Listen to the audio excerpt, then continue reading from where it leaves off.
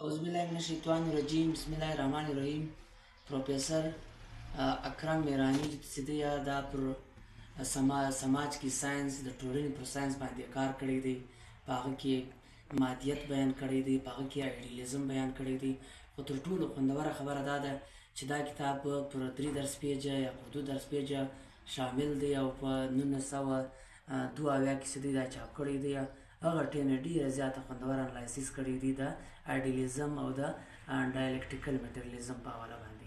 تر ټولو خوندوره خبره دا ده چې دوی دا وایي چې خالي کامي مسله چې ده دا طبقاتي نه بلکې دا ثقافتي هم ده. کومه مسله چې اقتصادي سي هغه ثقافتي هم وي.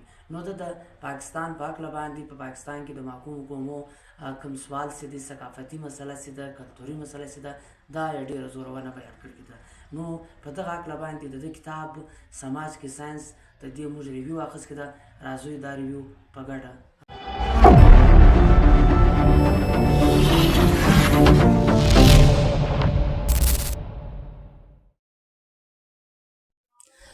لکه څنګه چې ما په انټروډکشن کې خبره وکړه چې په دا کتاب په 1972 کې لیکل شوی دی د شراکت پرنټینګ پریس لاهور لخوا چې دی دا چاپ شوی دی په 15 روپۍ د دې قیمت دی او ډېر وړوکی کتاب دی چې پر 4 درس یا 15 درس پیجو باندې مشتمل دی. اول دغه کتاب پروفیسر اکرم میرانی چې دی دا په 6 وړو سبقونو کې یا چپټر یا لیسن کې تقسیم کړی دی. اول دغه دا دی چې د سماج کې ساينس د ټولنې پر ساينس خبره کړې ده، بیا د فلسفې پر بنیادی اصولو خبره کړې ده، بیا د ازدادو احتیاط او د ازدادو په حق کې د جدوجہد کم قانون چې دی پر دې خبره کړې ده.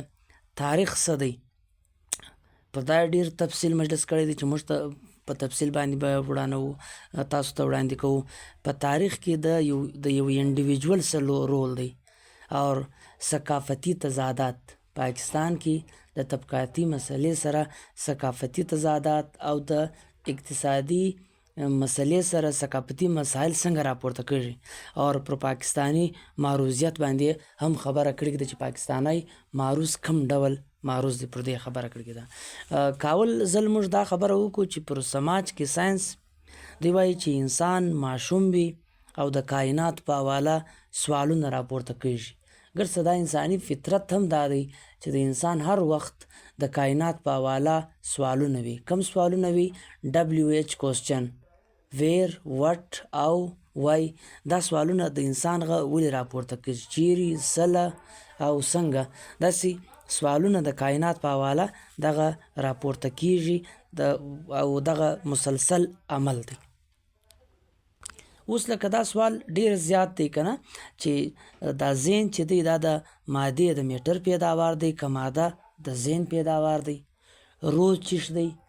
خیر و شر چیش دی؟ نیکی و بدی چیش ده؟ صداقت چیش دی؟ د ټول سوالونه داسې په د انسانانو په ټولنه کې راپورته کېږي. اوس د انسان د دې سوالو د جوابو لپاره د فلسفې ضرورت دی. تر څو پورې چې انسان په فلسفه پوه نسي دی قطعاً دا جواب نسي ویلی. اوس د فلسفې بنیادی سوال کم یو دی. اوس موږ دا خبره کوو چې ماده او شعور، یعنی ماده او شعور چیش دی؟ یو ته موږ مادیت وایو، دا بل ته موږ انیت وایو. ټیک سو. اوس پر دې چې ته دغه موضوع څېړې نو دا یو فلسفیانه یو ماده ده او بل شعور دی. بیا د مادې مختلف شکلونه دي، د مادیت چې دي مختلف شکلونه دي. یو میټافیزیکس دی او بل چې دی یا ډایلکټیکل مټریالیزم دی چې موږ جدلیاتي مادیت یا جدلی مادیت چې دی هغه موږ ورته وایو. میټافیزیکس دی دا ساینسي حقایق هم مني اور دا چې دی پر تجربه او پر ابزرویشن باندې هم یقین لري. خو غټه مسله په دې کې ستونزه پروفیسر اکرم میرانی صاحب دا وایي چې په دې کې غټه مسله دا ده چې دوی د فلسفې یعنی د ارتقا د ډاروین کوم د تیوري اف ایولوشن چې دی د دې څخه منکر دي چې دا بیا ته مخته مسایل راپورته کوي. نو دوی هم دا شیان مني خو دلته مسله له جوړ شي چې کله دوی د ارتقا مخالفت وکړي، د ایولوشن مخالفت وکړي. مادیت ښکاره دا خبره کوي چې مثال کې د علت او د معلول خبره کوي، پر ساینسي نظریې باندې یقین لري او دا نور ټول شیان چې په ژوند عقاید د پیداوار په ټولنه کې سم په نظر راځي دا دوی د مادې پیداوار ګڼي، یعنی دا د میټر پیداوار دی، دا د ذهن پیداوار نه دی. ماده ټول خبره پر دغه. اوس د مادیت کم قوانین چې دی دوی وایي دا د ازدادو اتحاد د انسان په وجود کې دننه چې دی مثال کې د دې د سیلز ماتېدل د ایټم دننه د الکترون د پروټون د نیګیټیو او پوزیټیو چارج دغسې دی دغه چې دی دا تضادات دا موجوده دي. د جاگیردار او د مزارع یعنی د صرف او د پیشنټ چې دی د سرمایدار او د مزدور د ټول تضادات چې دي ځینې تضادات بهر وي او ځینې تضادات چې وي هغه یعنی اوس په د انسان په سیل کې د انسان په جسم کې دننه سیلز ماتېږي. اوس دا د سیل ماتېدو عمل او د سیلز جوړېدو عمل دا دنني تضادات دي، یعنی دا په انسان کې دننه تضادات دي. داسې په نور تضادات چې کوم ریاکشنز کېږي هارمونز دي، نیورونز دي او نور ټول چې بیا کوم مجلس کوي دا دننه تضادات دي. د باندې تضادات دا دي د جاگیردار او د مزارع تر مابین. جاگیردار مځکه لري او دا بل کار سره کوي، یا د صرف او د پیشنټ د کیسان او د مزدور د کیسان او د مزدور فرق د ډېر ښه بیان کړی دی، هغه بیا مخته پرځو. د سرمایدار او د مزدور دا تضادات چې دي دا په ټولنه کې بیا د باندې تضادات دي. بیا مخته د مادیت پر قوانینو باندې د ازدادو کې د ضد کې جدوجہد دا بیا چې دی وایي چې د دنیا ټول شیان چې دي دا د ضد. کارل مارکس وایي چیزیں اپنی ضد سے پہچانے جاتی ہے، شیان چې دي دا په خپل ضد پیژندل کېږي. اوس مصیبت چې دی د منفي کشمکش دا کم کردار دی، آیا دا پرامن هم اوسېدای شي، ځای په ځای دا پرامن اوسېدای شي، ځای په ځای د دې تر مابین جدوجہد وي. خو پرامن دی دا وایي دا پروفیسر میرانی صاحب دا وایي چې دا په دې هېڅکله دا دوه شیان مستقل نشي اوسېدای، د دې تر مابین هر وخت جدوجہد جاري وي. تبدیلي یعنی په کوم چینج راځي تبدیلي راځي هغه هم په دې کې دغه کړې ده. نو دی وایي د سیل د جوړولو په انسان کې د خلیې د جوړولو او د خلیې ماتېدلو دغه عمل چې دی دا په خپله د ازدادو مجموعه ده. او بیا د باندې چې په ټولنه کې وګورې د جاگیردارو د مزارع د سرمایدارو د مزدور د کیسانو د صرف او نور د یو او د یو ناټ تر مابین چې کشمکش دی دغه ازدادو جدوجہد دی روان دی. سهار و ماښام ښه و بد نیکي و بدي دا ټول د دې تضاداتو مجموعه. بیا دې خبره کوي د تضاداتو تنوع یعنی کنټراډکشن اینډ ډایورسټي باندې دې خبره کوي چې په سماج کې د تضاداتو ډېر شکلونه دي. یو اندروني شکل دی، یو بیروني شکل دی، د ننه شکل د باندې شکل دا موږ تاسو ته سمجاو کوي. یو مخصمانه دغه د تضادات، یو غیر مخصمانه تضادات دي. اوس د الکترون لکه دننه چې موږ خبره کوو د الکترون د پروټون په ایټم کې دننه د پوزیټیو او نیګیټیو چارج د دې تضادات، یا په انسان په جسم کې د خلیو جوړېدل د خلیو ماتېدل دا یو ارتقایي عمل چې د انسان پر مخ بیایي. بیا بیروني تضادات د جاگیردارو د مزارع او د سرمایدارو د مزدور یا افات راسي، زلزلې راسي، یا نور سیلابونه راسي، ټینشن راسي کنه دا بیروني تضادات دي. مخصمانه تضادات بیا هغه دي چې پخلا کېدونکي تضادات دي. اوس د مزدورو د کیسان تضادات چې دا پخلا کېدونکي دي. مزدور په ښار کې اوسي، کیسان چې دی هغه په کلي کې اوسي. مزدور چې دی هغه ملکیت نه لري، کیسان چې دی هغه ملکیت لري. کښني کښني تضادات دي، دوی پر یوه ځای باندې دا پخلا کولی شي او پر مخ یې بولی شي. بیا دا یوه ډېره ښایسته خبر راوړږېده. اوس پاکستان چې دی دا یو سټیټ دی، ریاست دی، په دا کې کثیر القومي قوم دی، په دا کې مختلف خلک چې دی اوسي او د دې تر مابین ډېر زیات تضادات موجوده دي. په خاص کر ثقافتي تضادات باندې خبره کړې ده چې پر مخ پر دې پوره یو لکچر موجود. نو مادیت چې دی دا د تجربه او د مشاهدې خبره کوي. جدلیات چې دی دا په سماج کې تضادات د ننه او د باندې بنیادی او غیر بنیادی، مخصمانه او غیر مخصمانه، ثقافتي تضادات، لساني تضادات، نظریه دا د ذهن پیداوار ده. نو دا پر دې ټولو باندې خبر. نو پروفیسر میرانی وایي چې دا زموږ په ټولنه کې د جاگیرداري او سرمایداري سره ثقافتي مسایل هم شته پیداواري ظاهره باندې دا کوم پیداواري ذرایع چې دي پر دا باندې یو قوم قابضه دی او د نورو ټولو قومونو استحصال کوي. یعنی په دې وای په سیاست کې د سیاست کار دا دی چې په خپل ټولنه کې طبقاتي، قومي او ثقافتي دغه چې دي دشمنان یا په دې کې فرق څه دی دا معلومول. اصل معروضیت هم د دې خبره کوي. اوس د نیلسن منډیلا خبره کوي چې دا چې د تورانو سره چې کوم ظلم کېدی د دې لپاره جدوجہد وکړي، نو خپل معروض یې وپځاندی، ډیر زیات پاپولر لیډر سوی. عاشق دی وایي که نیلسن منډیلا دا خبره کړې وای چې د هغه د کم ټراتسکاید نظر چې دی د ټولې دنیا مزدوران د یو سي تمام دنیا کې مزدور بایی مثال کې یا د مذهبي خبره کم خلک کوي چې اخوة المسلمین د ټول مسلمانان چې دا سرونه دي، نو هغه وایي دغه خبره د هغه معروض مطابق نه و او دا مکمل ناکامه وه. بیا د افریقې د سیاست درست د مسایلو درست نشانی سده و دوی ته سده لاره ورکه. په سیاست کې درست لار سده درست لاره ورکوي کنه. درست سیاست چې دی، درست نظر چې دی، دا درست منزل ته سړی وای. اوس پاکستان ریاست چې د جاګیردارانو د سرمایدارانو د عالمي غلو یو ګډه قبضه ده او په دا کې د یو قوم پوج کارخانې لکه ودی د لاهور، د حیدرآباد، د کراچۍ، د فیصل آباد د دې خبره کوي چې دا هر څه لري او بل بیا هیڅ نه لري. اوس دلته د قومي کچېرې مسله اقتصادي سي دا قومي ثقافتی مسائل سے دی اپنے آپ کو سمو دیتے ہیں. وروسته پر دې خبره کړې ده چې تاریخ څه دی. پر دا باندې د مختلفو فلسفرانو کم فلسفیان چې دي د هغو نظر راوړی دي. لکه دی وای ابن خلدون چې دی دا وای دغه تاریخ چې دی د مواد طبیعت څخه ډیر آزاد کړي، د میټافیزیکس څخه یا د تاریخ اثر رسوخ آزاد کړي او تاریخ د جغرافیایي اثر او د ټولنیز اثر وګڼي چې دا تاریخ جوړوي.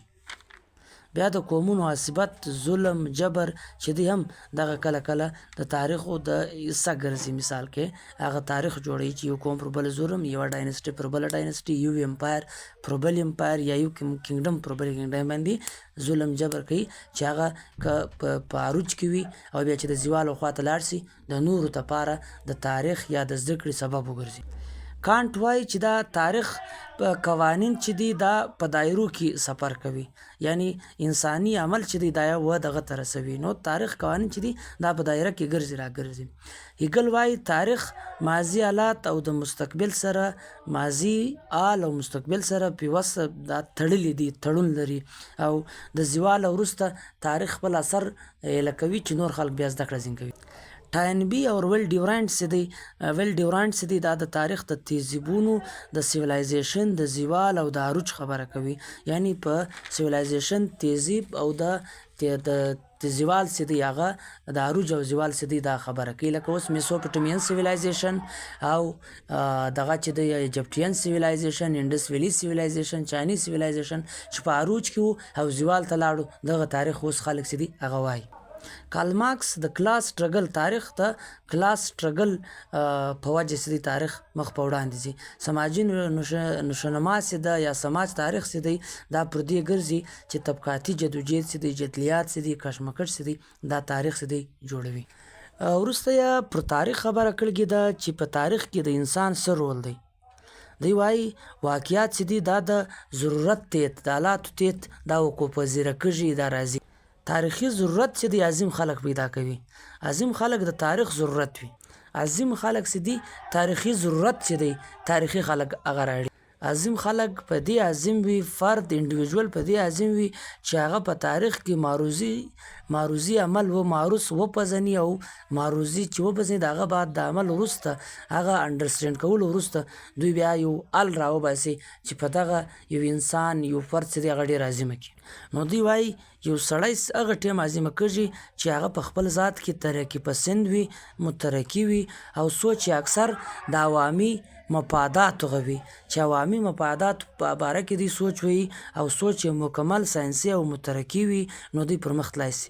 لکه دی خپل معروض پېژني، که خپل معروض دی نه وپېژني چې د هر څه عظیمه سي دی دغه نسي پیدا کولی. لکه دی وایي افلاطون، سقراط او پلیټو یا نور چې دي هغو که خپل معروض پېژندلی مه وایه شاید دا به ډېر زیات دغه و. لکه د نیلسن منډیلا خبره چې کړې ده چې که ده د تورانو د جدوجهد خبره مه وایه کړې، چې دا هر خبره کړې وایه، که د طبقاتي جدوجهد، که د اور انټرنشنلیزم خبره وي یا بل څه یې کړې وایه، دوی به شاید دغه مقام ته نه وای رسېدلی لکه ده چې توران له غلامي خلاص کړو، د خپل معروض وپېژاندی.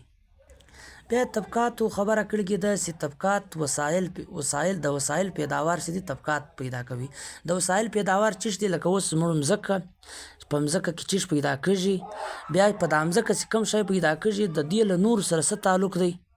اوس مثال کې یو ځینې خلک چې دي شیان کري، ځینې خلک چې دي دا یې ساتي، ځینې خلک چې دي دا یې خوري، اور لیکن دا د مځکې کم مالک چې دی دا به حیثیت د مځکه چې د پرایویټ پراپرټي د دې په دا مځکه کې کار نه کوي، لہذا دغه شیان چې دي د ده ته غټه حصه میلاوږي، دا هم د طبقاتي جدوجهد ذریعه ګرځي. بیا د پاکستان خبره کوي چې د یوه قوم ټول مځکې د نورو مځکې قبضه کړي دي، کارخانې د دوی په لاس کې دي، فوج او بیروکراسي دا ټول د دوی په لاس کې دي.